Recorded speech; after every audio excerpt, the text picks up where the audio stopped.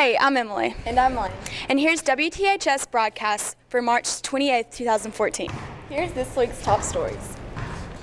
Tupla's AP Music Theory class entered a music video in Kid Craddock's contest and got first runner-up. We went to talk to Ms. Ferrer to learn more about the competition. We're in the Fine Arts building, headed to talk to Ms. Ferrer's AP Music Theory class to see how they prepared for the competition and how they felt about the results. I usually listen to KZ103 when I drive to school, and a couple weeks ago I just heard them mention a contest about a classroom musical contest. So I just generally mentioned it to my class, and they just kind of took it and ran. We were in the top 3 nationally. They didn't really give rankings first, second, and third, but they only announced the winner. But we were top 3 in the nation, so we were really excited.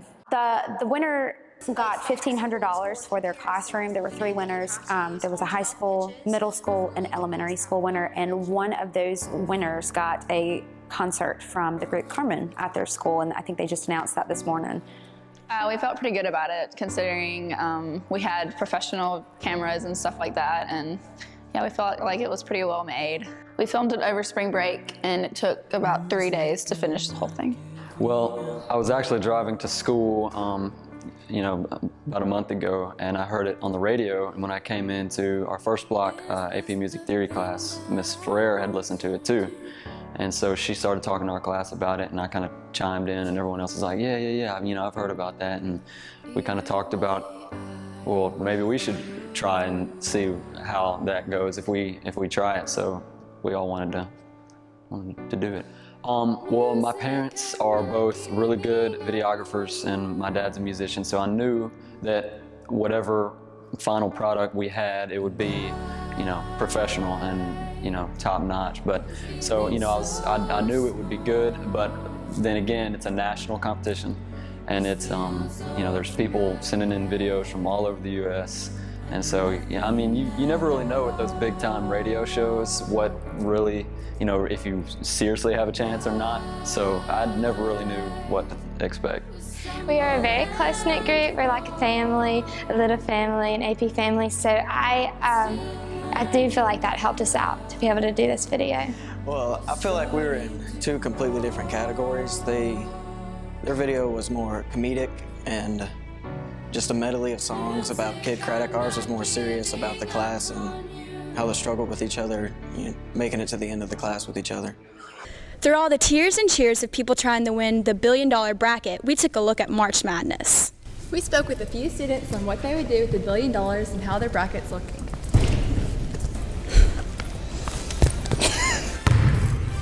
Murph, tell us a little bit about your bracket. Bracket's been messed up. Most teams I've picked to go have lost by 2 or 3 points. Dayton's messed me up, so's Duke. Joel, how's your bracket looking? Terrible. Terrible. Why's it looking terrible?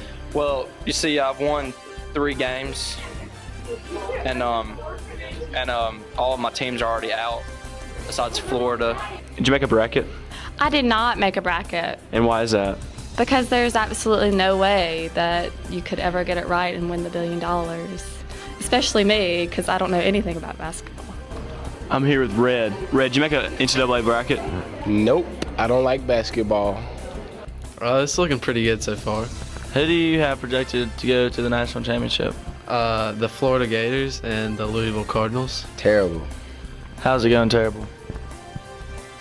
My team, Michigan, they still in? Yeah, it's busted. Who'd you have winning it all? Well, that's still in the mix now. I Right. still got a chance with that, but the rest of them are pretty bad. Terrible. And what went wrong with it exactly? Every team I picked lost, basically. Every team you have not won 1 game. Not winning. That is terrible. Who'd you have winning it all? Duke. Also terrible choice. Now who do you have? I'm gonna go with Florida. I can't complain, I'm just, I can't complain. What is your strategy for making your bracket? I just watch the games throughout the entire year, Some people, throw it all together at the very end, like, I'm not gonna name any names, but, and, they just like try to do all this research, and then the research does them no good, and then they're like out by the first round, but that's not how I roll. I'm here with Benton Barber. Benton, how's your bracket doing this year? Well, It's pretty much the worst one ever. It's terrible. I've lost every game. Well, who do you have winning? Well, I had Florida winning, and so, I mean, I guess that's pretty good, but everything else is just terrible. So Miss Prince, how's your bracket doing this year? Like most, not very well, but I did do 10 in the ESPN challenge just that way I would have a better chance of having a good bracket, I guess. I think in most of them, or in the better ones, I have like 11 out of the Sweet 16 correct, and then in one of my better brackets, I do have 3 of the Final 4, and those that are still in it. So it's looking, I haven't given up all hope, but I don't know. I'm here with Miss Debbie Banco. Miss Debbie, if you won the $1 billion from the Warren Buffett Bracket Challenge, what would you do? I would not be working. I would be at the beach for an extended period of time, like years. Well, what beach would you go to exactly? I would go to Jamaica and I would take everyone with me that I knew. Even us? Even y'all. What would you do if you happened to win the $1 billion with the perfect bracket?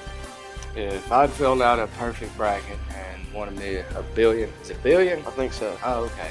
Okay. Or $1 million, one of them. Either way, it's a lot of money.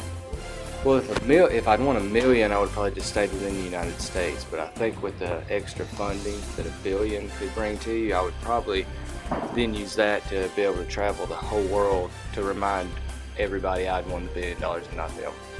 All right. Everyone I met. Thank you. In the world. All right. For the rest of my life.